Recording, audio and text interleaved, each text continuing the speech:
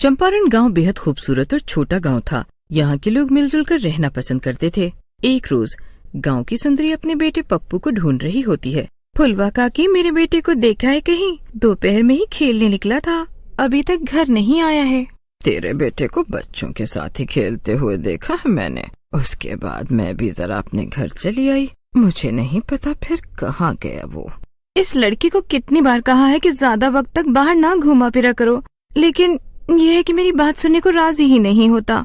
अरे सुंदरी, तू तो इतना ज्यादा घबरा जाती है जैसे हमारे गांव में चोर लुटेरे घुस आए हो। ये मेरे बेटे के साथ मिठाई खरीदने गया था। गांव में जो नई मिठाई बेचने वाली आई है ना, उसके ठेले के पास मिला है मुझे। तुझे कितनी बार कहा है बिना बताए इधर उधर मत जाया कर, लेकिन नहीं, तुझे अपने मन की करनी है। माँ, आपने जो मुझे 10 रुपया दिया था, उसमें देखो मुझे उस मिठाई वाली आंटी ने पूरी 4 मिठाई दी है। ना मीठा खाता है, इसके तो दांत भी सड़ने लगे हैं, लेकिन ये लड़का है कि मीठा के पीछे ही भागता रहता है बस। अरे बच्चा है सुंदरी, क्यों डांट रही हो? तुझे पता है वो जो मिठाई बेचने वाली आई है ना, उसके हाथों की मिठाई में इतना स्वाद है, इतना स्वाद है कि बस खाने वाला मदहोश हो जाए। क्या बात है, कम से कम भगवान ने उसे एक हुनर तो दिया है, वरना बेचारी विधवा है, अपने बच्चों को कैसे पालेगी। धीरे धीरे समय बीत रहा था। गांव में हर रोज वो मिठाई वाली आती और बच्चे उसकी मिठाई खरीदकर खूब खाते। पप्पू, अरे पप्पू, रुक जरा, पापा के पैसे लेकर कहाँ भाग रहा है? मिठाई वाली आंटी, मुझे इन सभी पैसों की मिठाई दे दो। बहन रुको जरा, बस एक ही मिठाई देना, बाकी पैसे मुझे लौटा दो। अपने पापा की जेब में से पैसे निकाल कर भाग आया है। इतना दीवाना हो गया है ये आपकी मिठाई का। अरे मेरे पोते ने भी इसकी आवाज सुनी है तो रोने लगा है। कह रहा है मुझे भी मिठाई खानी है। देख, दर्द भरे घुटनों में उसके लिए मिठाई लेने आई हूँ। अरे बेटा, कहाँ से आती हो तुम? चंदनपुर गांव से आती हूँ काकी मैं। आने जाने में ही सुबह से रात हो जाती है। अरे बाप रे, वो गांव तो यहाँ से काफी दूर है। आने जाने में ही घंटों बीत जाता है। लेकिन बेटा, तेरे अलावा घर में और कौन है कमाने वाला? नहीं काकी, अगर कोई कमाने वाला होता तो मुझे ऐसे दिन नहीं देखने पड़ते। मेरे पति की एक हादसे में मौत हो गई थी। एक बेटा है, बस उसी के सहारे जी रही हूँ और उसी के लिए कमा भी रही हूँ। इतना कहकर मिठाई वाली चंद्रकला की आंखों में आंसू भर आते हैं। अब वहाँ मौजूद औरतें उससे बातचीत करके उसे संभालती हैं और हिम्मत देती हैं। अरे आप लोगों से मिलकर मुझे बहुत अच्छा लगता है। मैं जब से इस गांव में आने लगी हूँ, मेरे हाथों की बनी मिठाइयाँ तो बचती ही नहीं है। अरे बहन, तुम्हारे हाथों की मिठाइयों में इतना स्वाद है, अब तो बच्चों के साथ साथ गांव की औरतें और बूढ़े जवान सभी तुम्हारी मिठाइयाँ खाने का इंतजार करने लगे हैं। ऐसे ही समय बीत रहा था। हर रोज वो मिठाई वाली तरह तरह की मिठाई बनाकर ले आती और बच्चे बूढ़े जवान हर कोई उस मिठाई को खरीदकर खाने लगे। ऐसे ही सब कुछ अच्छा अच्छा चल रहा था। लेकिन एक रोज देर शाम मिठाई का ठेला लेकर चंद्रकला जंगल की तरफ जा रही होती है। तभी गांव का बेवड़ा राजू उसे जंगल की तरफ जाते हुए देखता है। उसका पीछा करने लगता है और इस बात से चंद्रकला अनजान थी। जेली जेली जेली जेली, आजा आजा आजा आजा। गाना गाता हुआ बिरजू उस मिठाई वाले के पीछे पीछे जंगल में काफी आगे तक निकल जाता है और उस मिठाई वाली यानी चंद्रकला को भी इस बात का तनिक आभास नहीं होता कि उसका पीछा बिरजू कर रहा है। आज तो मैं उसके घर तक पहुंच कर ही रहूंगा। आखिर मुझे भी इसे देखकर कुछ कुछ होने लगा है। अब ये बेचारी भी कब तक अकेली रहेगी? इसका बिरजू इसके लिए हमेशा खड़ा रहेगा।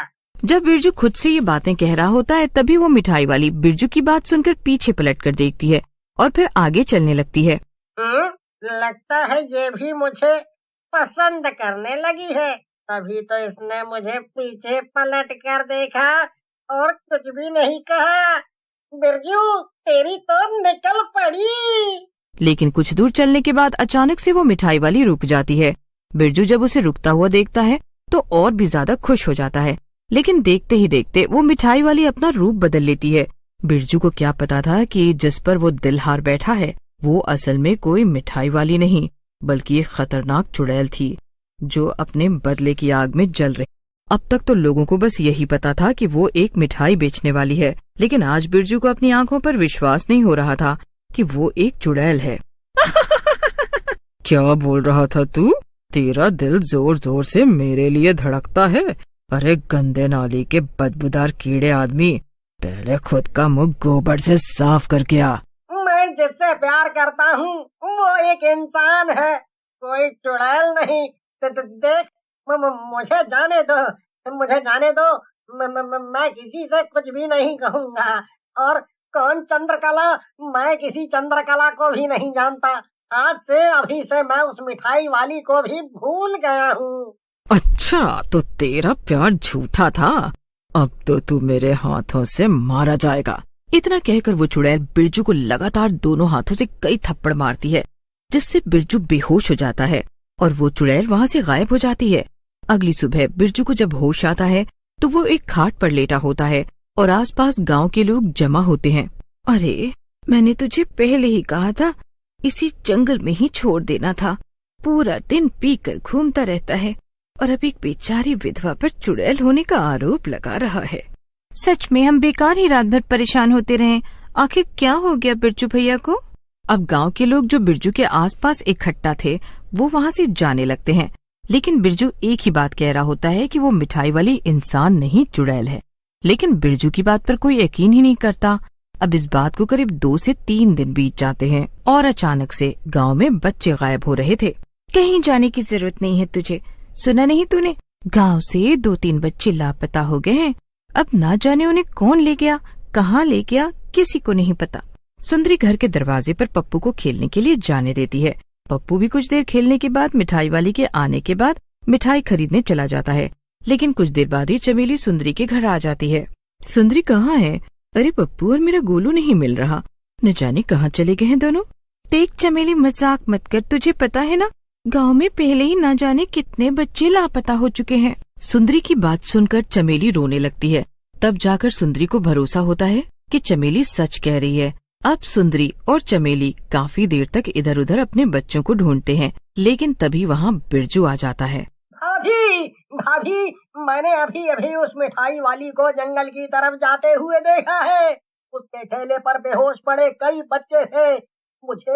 मुझे उसमें गोलू भी नजर आया था। कहाँ देखा आपने बच्चों को? बिरजू भैया, मुझे वहाँ ले चलो।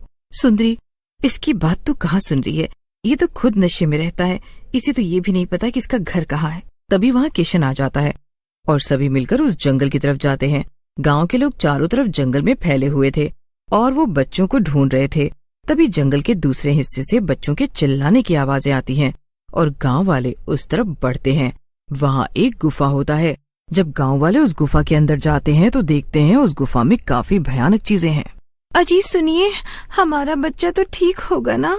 जब गांव वाले अंदर पहुंचते हैं तो वो देखते हैं उस गुफा में एक चुड़ैल थी और वो बच्चों को बांधकर उन पर जादू का प्रयोग कर रही थी।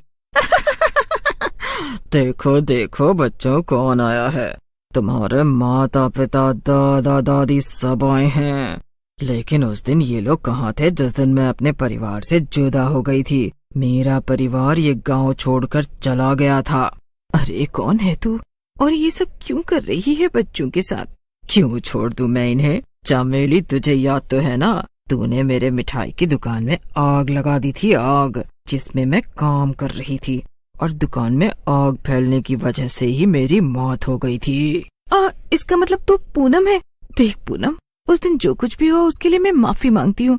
मैंने सोचा था तेरे दुकान में कोई नहीं है और तेरा दुकान जल जाएगा। ये सब मैंने सिर्फ जलन के मारे किया था ताकि तेरा काम धंधा बंद हो जाए। लेकिन मुझे क्या पता था उस दुकान में तू है और तू अपनी उस दुकान के साथ ही खत्म हो जाएगी। मेरे मरने के बाद मेरा पति बच्चा मुझसे जुदा हो गया, गांव छोड़कर चला गया। वो लोग इतने दुख में थे, लेकिन अब मैं तुम लोगों में से किसी को नहीं छोड़ूंगी। चमेली भी फूट फूट कर रोने लगती है और अपनी गलतियों के लिए उस चुड़ैल से माफी मांगती है।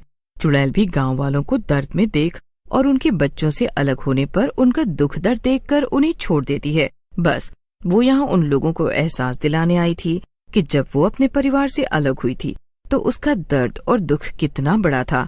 इस वक्त वो चुड़ैल खुद भी मुक्ति पाकर हमेशा हमेशा के लिए चली जाती है।